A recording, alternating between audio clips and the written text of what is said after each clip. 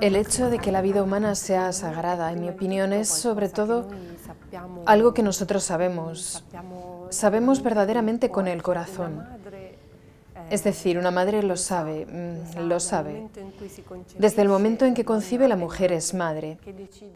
Que decida abortar, que decida libremente hacerlo, la mayor parte de las veces lo decide engañada por las mentiras que ha escuchado, o porque ha sido abandonada por hombres que no son hombres y que no son padres, porque ha sido dejada sola en las dificultades, porque está asustada quizás por una enfermedad del niño.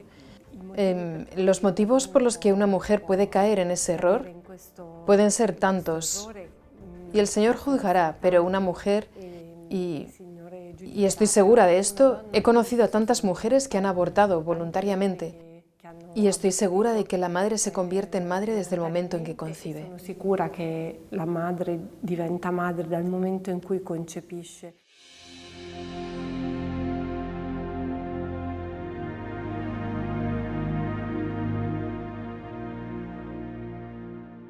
Pablo VI se hace una pregunta en la Humanae Vitae y él se pregunta si no sería acaso indicado revisar las normas éticas que hasta ahora han sido vigentes, dado que en ocasiones esto puede conllevar un sacrificio, el seguir estas normas, un gran sacrificio, a veces heroicos, dice él incluso.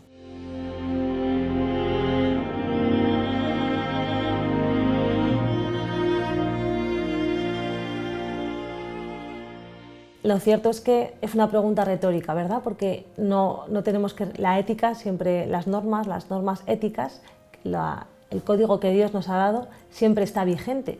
Y es cierto que a veces seguir este código puede llevarnos a sacrificios muchas veces heroicos, es cierto. Y la sexualidad en el matrimonio muchas veces exige una heroicidad, exige virtudes heroicas, verdaderamente. Y por esto necesitamos una educación desde la infancia en la castidad. Esta educación ha de ser una educación integral. No debemos pensar solamente en un mandamiento de modo aislado. Por ejemplo, no matarás. Pues es cierto que no debemos, por ejemplo, cometer un aborto, pero no podemos enfocarnos solamente al aborto, sino que tenemos que enfocarnos a toda la esfera de la sexualidad que hace que luego, precisamente, unas personas puedan abocarse al aborto. Siguiendo con la perspectiva histórica, me gustaría señalar que la sección biomédica de la Comisión Papal proclamó de una manera rotunda el respeto a la vida humana desde la fecundación y condenó el aborto. Evidentemente había moralistas en aquel tiempo dentro de la misma comisión creada ya por Juan XXIII para estudiar estos temas. Había moralistas que hablaban de que había llegado el momento de cambiar la doctrina de la Iglesia sobre esto, porque efectivamente implica sacrificio en la vida matrimonial, evidentemente. Pero claro, esto lo tenemos que ver no desde nuestra comodidad, sino tenemos que verlo desde la voluntad de Dios, desde el plan de Dios. El Humanae Vitae anuncia esta verdad, sobre todo por amor a la mujer, que no es, digamos, obligada por la maldad de la Iglesia a llevar adelante su embarazo, sino que es precisamente la Iglesia que ama a las mujeres, ama a los hombres y a las mujeres, que les dice: tenéis entre las manos algo sagrado y bellísimo. Por eso cualquier norma de la Iglesia es sobre todo amor. No es nunca una constricción. Ciertamente Pablo VI es muy consciente en la encíclica de las dificultades que tiene vivir según la verdad de la persona, teniendo en cuenta la presencia del pecado, de la concupiscencia. Pero también es consciente de la fuerza redentora de Cristo. Y esto es algo esencial, será luego retomado en la encíclica de Juan Pablo II, Veritatis Splendor, cuando Juan Pablo II dice: hay que ser realistas, ¿no? Realistas, pero ¿cuál es la realidad, ¿no? ¿Cuál es el hombre real? ¿El hombre del pecado o el hombre redimido por Cristo? Para la Iglesia tiene, por así decir, también de Juan Pablo II, una fe en el hombre, no en el hombre como sus capacidades humanas, sino en el hombre redimido. Es decir, fe en que Dios nos ha redimido y nos ha hecho capaces de cumplir la ley moral, que es la verdad del amor, ¿no? La plenitud del amor.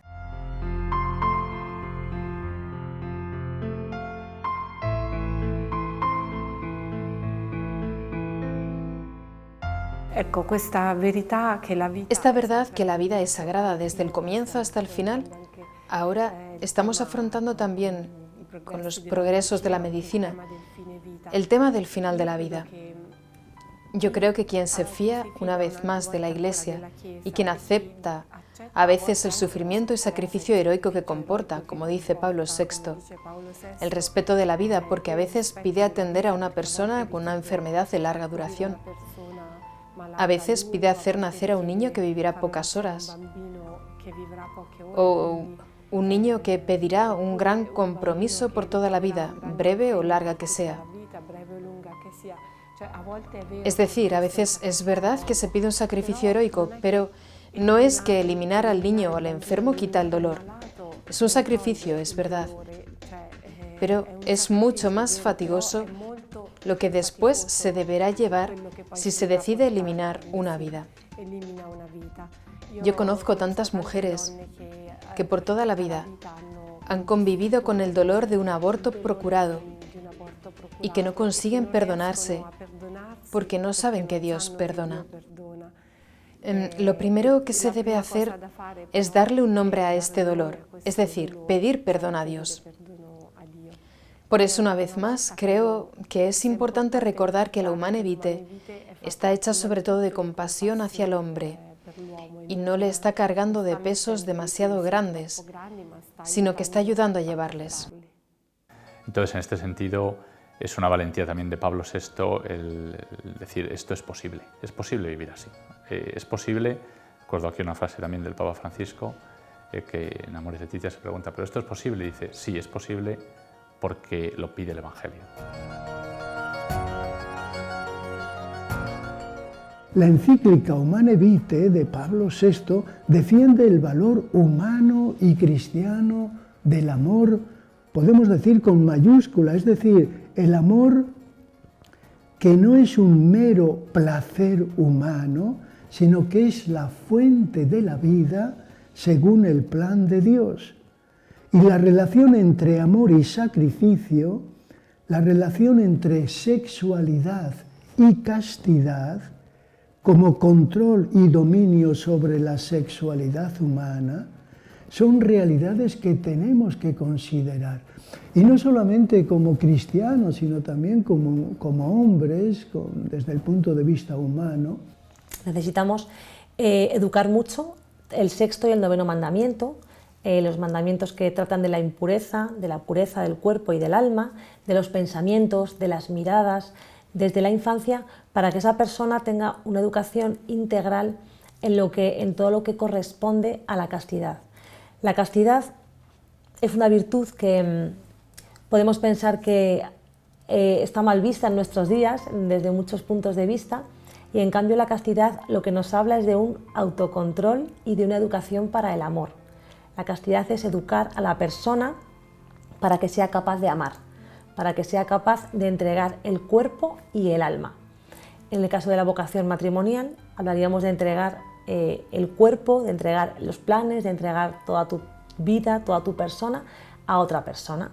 La esposa y el esposo se entregan mutuamente. ¿Cómo puedo yo entregarme si no soy dueño de mí mismo? Es imposible porque no puedo nunca dar algo que no tengo. Necesito primero ser dueño de mí, tenerme a mí para poder entregarme a otra persona. Por esto la castidad es tan importante, porque me prepara, me educa para entregar mi cuerpo y mi vida a otra persona. Y por eso esa entrega, esa preparación, ese entrenamiento, es como el que quiere hacer un maratón, no puede hacerlo de un día para otro, requiere un entrenamiento. La castidad se entrena toda la vida para ser luego capaz de darme al otro. Y esta capacidad de entrega muchas veces, como decíamos, es heroica y exige un gran sacrificio, porque la entrega y el amor de lo que nos hablan siempre es de sacrificio. Yo me sacrifico por ti, porque te amo y así puedo entregarme mejor a ti. Y claro, todo esto hay que verlo también desde los efectos, desde las consecuencias. ¿Qué sucede en la vida humana cuando no se controla, cuando no se domina este apetito de la generación, de la sexualidad? ¿Qué sucede? Tenemos que ver para ver las consecuencias y advertir que todas estas acciones humanas necesitan también de un control por parte de la voluntad, en orden al bien de la vida humana, en orden al bien. No se trata de sacrificarnos por sacrificarnos, se trata de hacer la voluntad de Dios viendo que la voluntad de Dios es lo mejor para nosotros. Es cuestión de ver que los mandamientos de Dios son 10 palabras de amor para quitarnos problemas, para poder vivir mejor, más tranquilamente la vida humana. En definitiva, esta encíclica lo que defiende es el matrimonio, es la familia, es el cuidado de los hijos. Y claro, decir todo esto después de 50 años de la publicación de esta encíclica, en lo que está sucediendo hoy día en nuestra sociedad, realmente esto es profético. ¿Acaso no necesitamos hoy día defender el matrimonio?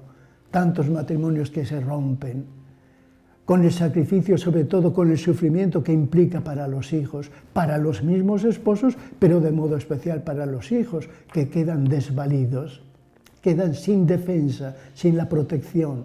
Ese sentido del hogar humano, como la continuación del seno materno, donde se pueden educar verdaderamente los hijos.